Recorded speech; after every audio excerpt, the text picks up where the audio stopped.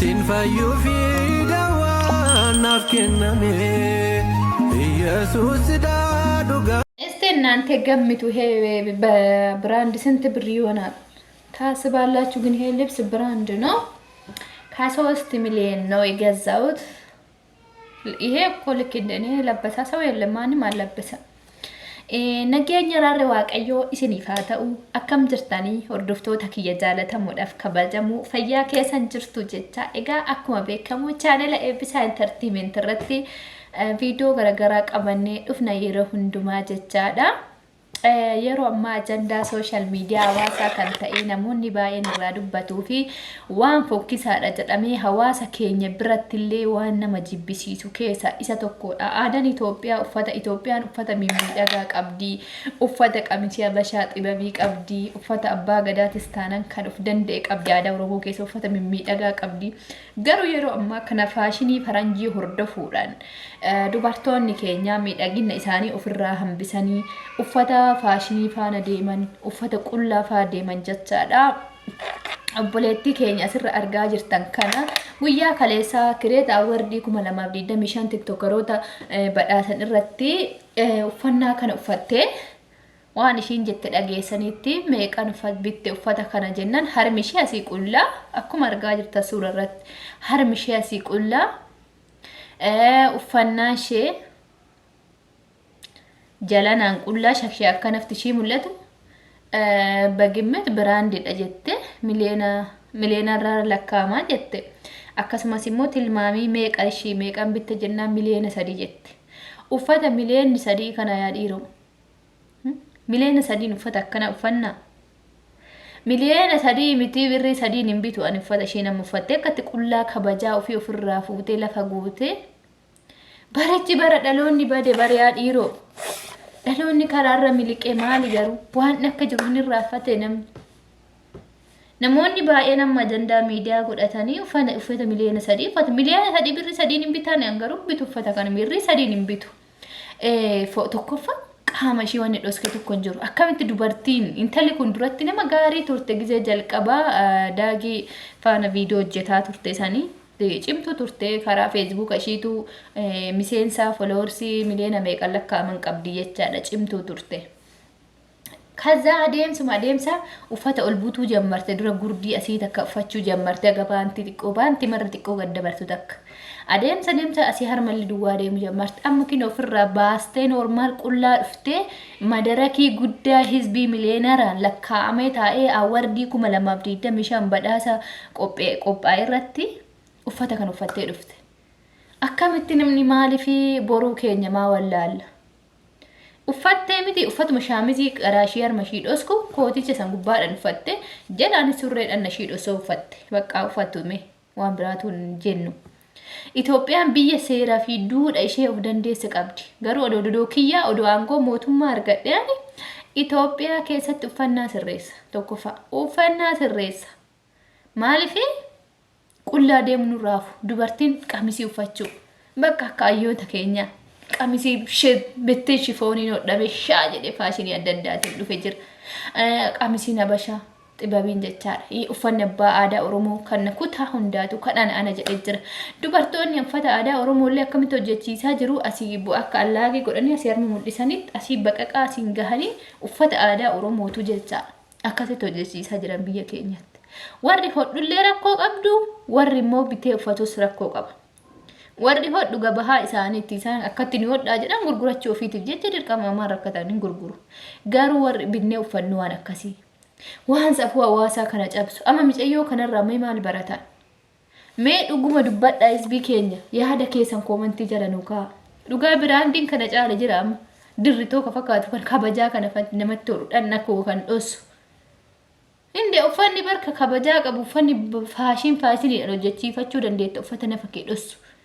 Malee qullaa ka deemtu aadaa faranjii maal Itoophiyaan faranjiidha? Waraana Aduwaa bara Oromoo fi Amaara osoo hin jenne Itoophiyaa jedhanii ka rashanamaa turan aadaa faranjii feenudha. Sila bara Oromoo Itoophiyaa keessatti amma aadaan keenya kabajamee jirru kun hin jiru ture odoo gisee san Xaaliyaaniin Itoophiyaa akkuma weerarteen itti fuftee jiraatte nuti bittaa gabrummaa Xaaliyaanii jala jirratudha. Xaaliyaanidhaaf sarraatanyaa taana biyya keenya irratti sila. kan abboon itti wareegamanii mormi itti muramee mataan itti xiyyitiin faca'ee lubbuun meeqa itti wareegamtee aarsaa biyya isaanii safuu fi duudhaa keenya balleessinu faranjiidha biyya keenya weerarru jedhaniiti malee qullaa faranjii aadaa faranjii hordofna jechuufi miti. Inna akkamitti uffata kana uffattee biraandii miliyona 3 jetti yaa dhiiroo. Maal rakkataan meeqa kan waan nyaatee bulu dhabe rabbi irraa ka argattu birrii miliyona 3 addaraasha tokko kireessitee hizbii tokko nyaata odoo guyyaa tokko nyaachiste uffata tokko bittee uffata birrii 1000 takka 2,200 bibbittee odoo uummata miliyona meeqa hiruu dandeessi kan waaqarraa argattu yoo birrii isinirraa ishee YouTube irraa argatte haa jennu PayPal irraa miliyona 10 argadhe jettee kana dura dubbattee turte viidiyoo wayii keessatti PayPal irratti viidiyoo hojjedhee miliyona 10 argadhe jette birrii Itoophiyaa. Eshi miliyona 10 argatte haa jennu. Miliyona 10 sanii miliyona 10 miti miliyona 100 qabaadhati. Birrii qabdu san waaqa sii kenneemi argattee hojjettee argatte. Eega argatte rakkataa san yoo rakkataa kan hin qabne san yoo qarqaarte maal? Kan rakkate tokko yoo kennite maali? Kan beela'e tokko nyaachiste maali? Kan daare tokko daara baaste maali? Meeqatu jira yeroo ammaa namni barandaarra ciisa magaalaa ishiin guddoo keessa jirtu magaalaa Finfinnee keessatti isin isa baadiyyaa namni hin argine dhiisaatti isa kameeraan hin argine dhiisaatti isa Finfinnee magaalaa guddoo jedhanii koordarii miidhagde jedhanii Finfinnee biyyoota alaatirraa Araboonni, Faranjoonni, Chaayinaan, Awurooppaarraa dhufanii daawwachaa jiran tuni achi keessa rakkataa miliyoonaan lakkaa'amutu jira. Kan waan nyaatu dhabe sharaa uffatee asfaaltii jala ciisu kan tubboo keessa bulu meeqatu jira. Isa saniin kennitu oo birriin irraa hafe waan gootu wallaalte. Kan rabbi irraa argattu isa. Malee kan qullaa deeman kuni cubbuu ofitti bituudha. Dubartiin immoo dhanna ishii dhossuu qabdi. Dubartiin kabajaa ofitti bituu qabdi. Dubartiin of shaffanuu qabdi. Waan gilillee akka jedhutti uffannaa nama sagaagaluudha nama kaase uffattee gaafa deemtu jedha. Gaafa deemtu namni tokko dhiirri tokko silaalee yoo hawwee cubbamaan dhiira sana odoon taane ishee sani jechaadha. Inna ama micoota namee achirratti nama seexanamuu nama ishiidhaan jedhan namni akkamitti qullaa deema. Faranjii miti barnuti Afrikaadha. Nuti mirga gurraachotaatiif kan falmaa ture Neelsan Mandeellati barnuti hidda isaati. Malee aadaa jaraa nurti as fiduufi miti. Nuti aadaa of danda'a qabna, uffannaa of danda'a qabna, kabaja of danda'a qabna malee aadaa saba biraa biyya keenya irratti as finnee ofitti fe'uun sirrii miti. Aadaa faranjii nutti fe'ina hin barbaannu. Uffannaan kabajaa qaba. Maal uffata dubartiin uffata gabaabaa sima uffatti. Gurdiin sima jira gabaabaa likkiitti uffatamu. Malee qullaa deemanii jalaan haga paantiin jalaa waan uffatte galariin mul'attu. Asii kana banaa dhiiste namni akka anaan uffanne uffate hin jiru miti hee biraandinoo jette. Maanni maal labbasa maadeelle mini jette. Makiinaa kana eenyu fudhata jettee yaadde jennaan lama. Odoo lama ta'ee tokko anaa kennanii jette. Tokkichuma maal godhamee jennaan. Naa bahee garuu hin jibbu jette. Haaraa si'uun baasin gooftaan maalituun seexan? Haara odoo gizee sana achitti akkuma nama waa darbate wayii laayitariidhaan bol godhanii qullaa hedduu laballabanii achitti awwaara damtu akka lammata achitti miidiyaa irratti waan akkasiitiin hin baane. Maali gooftaa keenya nu baasi nu baasi. Maali garuu dhaloota akkamii ta'aa jirra garam akka deemaa jirrullee nama wallaalchisa biyya keenya. Hinde hizbii miliyoonaan awwaardii qophii 2025 irratti yookiin akka Itoophiyaa 2018 irratti dhiyaata irratti namni uffata akkasii uffatee dhaqa kan biraandidha jedhanii dhaqanii dhiiroo. Ani dhugaa na jibbisiiste mica'uu san laaluunillee arguullee dubbachuufis dhiisuufis bakka hin jibbe akkaataa ishiisan. Namni akkamitti waan akkasii godha dhiiroo garuu. Nuti dhaloota akkamiiti? Dhaloota cubbuu jalaan baane barnuti dadhaboo. Tokkoffaa amantii keenyatti hin xaamnu. Uffannaa keenyatti hin xaamnu. Maaluma dhaloonni kun dhaloota bubbee, dhaloota hudduu qullaa deemu miidiyaarra. Maalirraa baratan amma? Warrumti qophii awwardii qopheesse sunu ari'uu qaban tura qophii sanirra. Ari'amuttee galuu qabdi birri miliyoona 3 miliyoona 100 yoo bitte nun gashu. Ari'amuu qabdi sila. Maali hawaasa hizbiitu daawwata kaameerarra jirti.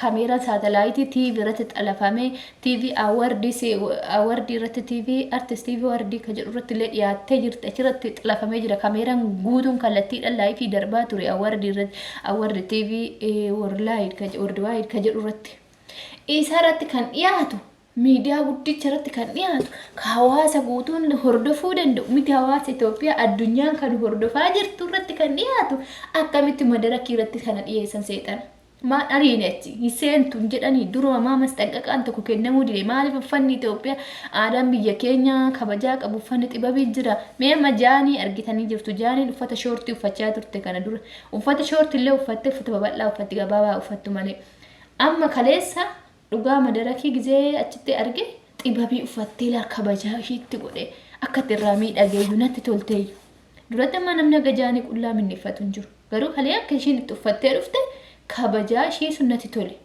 miidhagin ishee sunnati tole kuni garuu qullaa baante biya sibe miliyona 3 miliyoon minaaman jette akkamitti sanuu bar daratii dhibde dubbatti garaagaran ilaalti namni akkana warran qabdu gosan qabdu zariin qabdu maali dhiiroo kan uffadhee akkamittan gadi bayee addunyaarra deeman silamii magaalaa Finfinnee galuun bilxii ta'uudha moo faarinnata faara naganama akkasi qullaa deemu sanii faaraan hin jiru dhugaa amma ijoollee baadiyyaarra ufte ishee gurdii uffattu ishee xibabii uffattee dhuftu argan faaraan haati jedhu faaraan iseen ga'e hin jiru faaraan nama akka namni taloo kanaa ta'e hin jiru namni qullaa deemaa jiru addunyaarratti waaqayyo ishee haa qajeelchu waaqayyo laphee ishee itti haa deebisu ishee laphee haa banu dhaloonni waan irraa baratu hin jiru kana waan fokkuu malee aadaa faranjii waan namti irraa barannu hin jiru biyya keenya xiqqeessuu biyya keenya fokkisuu irraa kan hafe wanni muca'uu kanarraa nu barannu tokko hin jiru.